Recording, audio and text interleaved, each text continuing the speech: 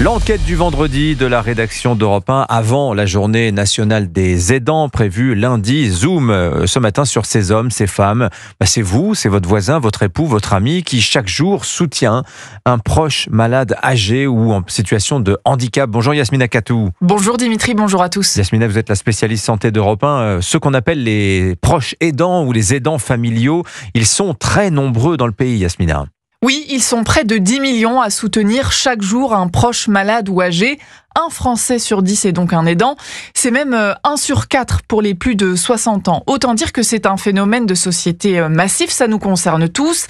Être un aidant, c'est être un soutien moral, rendre visite à un parent qui vit seul, isolé. Ça peut aussi être une aide financière, mais ça peut également devenir un soutien quotidien, beaucoup plus prenant.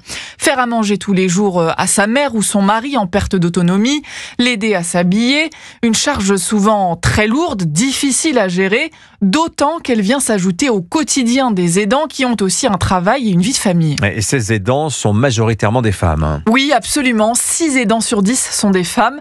Elles doivent assumer ce nouveau rôle en plus de leur foyer, de leur travail, comme le fait Isabelle depuis 2014. Cette année-là, l'infirmière apprend que son mari souffre de la maladie de Charcot. Depuis, elle décrit une vie entièrement dédiée à son mari. La vie de toute la famille était chamboulée, et notamment la la mienne. Au début, c'était juste, tiens, tu m'aides à me laver le dos. Après, c'était le dos et les jambes, etc. C'est toujours moi qui le couche le soir. Un homme qui fait 1m80, plus de 80 kilos. Il a rapidement perdu l'usage de la parole. C'est moi qui fais toute la communication, c'est-à-dire il peut pas répondre au téléphone, il peut pas prendre aucun rendez-vous. J'existe plus, en fait. Je ne suis que son aidante, son aide-soignante.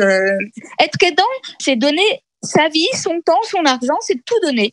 Voilà le témoignage d'Isabelle donc, qui aide son mari malade. Alors ce rôle très lourd d'aidant, Yasmina, des mineurs aussi parfois doivent l'endosser, Yasmina. Et oui, ils sont plus de 500 000 à devoir assister souvent un père ou une mère malade alors qu'ils sont encore enfants.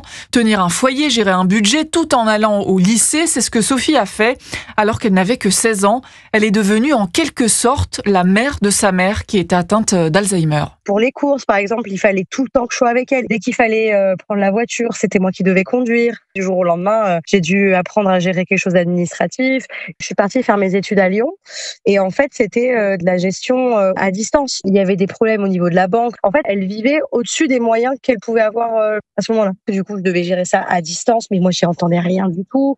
Quand je venais, il y avait la charge mentale de il faut que la maison soit propre, qu'elle ait à manger, il faut lui donner à manger aussi. J'aurais aimé avoir plus de soutien des instituts parce que j'étais une enfant et j'aurais aimé qu'on m'accompagne. Sophie, elle a aujourd'hui 32 ans, sa mère, elle est décédée.